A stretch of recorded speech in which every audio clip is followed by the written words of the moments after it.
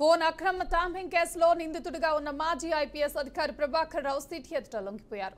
Jubilee Hills police స్టేషన్లో లొంగిపోయారు. Supreme court ఆదేశాల మేరకు ఆయన సిటీ ఎదుట హాజరయ్యారు. వారం రోజుల పాటు ప్రభాకర్ రావు కస్టోడియల్ విచారణకు సుప్రీంకోర్టు గురువారం అనుమతి ఇచ్చింది. దాని తర్వాత వచ్చిన రిపోర్టుపై మళ్లీ విచారణ చేస్తామని పేర్కొంది. ఆయనకు భౌతికంగా ఎలాంటి హాని జరగకుండా చట్ట ప్రకారం దర్యాప్తు చేయాలని ఆదేశించింది.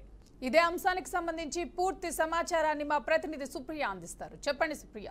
నిందితుడిగా మాజీ ఐపీఎస్ అధికారి ప్రభాకర్ రావుకు అత్యున్నత ధర్మస్థానం సుప్రీంకోర్టులో ఎదురుదెబ్బ తగిలిందని చెప్పాలి. అయితే నిన్న ఆయన దాఖలు చేసిన ముందస్తు బెయిల్ పిటిషన్ పై justice BV Nagarathna, justice R మహాదేవులతో కూడిన ధర్మాసన విచారణ నిన్న చేపట్టింది. అనంతరం ఈ రోజు ఉదయం 11 గంటలకు జూబ్లీహిల్స్ పోలీస్ స్టేషన్ లో ప్రత్యేక దర్యాప్తు బృందం అధికారి లొంగిపోవాలనే ఆదేశాలు జారీ చేసింది. అయితే ప్రభాకర్ రావుని కస్టడియల్ దర్యాప్తు చేయడానికి ధర్మసనం ప్రత్యేక దర్యాప్తు బృందాన్ని సీట్ కు అనుమతి ఇచ్చింది.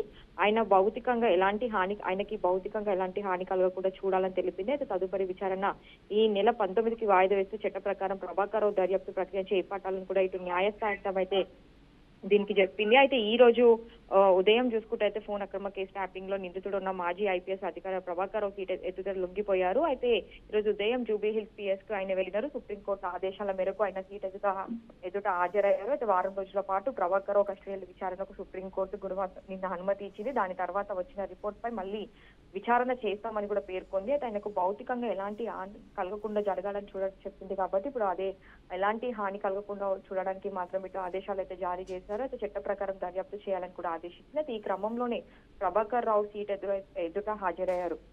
Thank you Supriya. Thanks for the update.